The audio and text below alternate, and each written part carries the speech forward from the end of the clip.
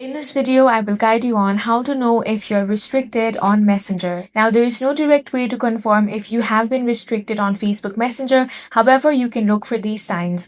The first thing you want to do is launch open the Messenger app on your device.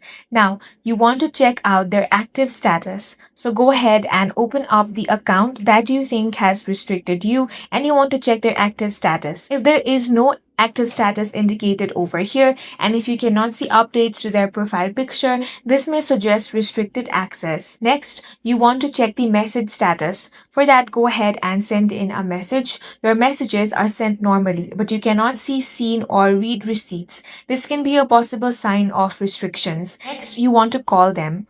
Go ahead and call them.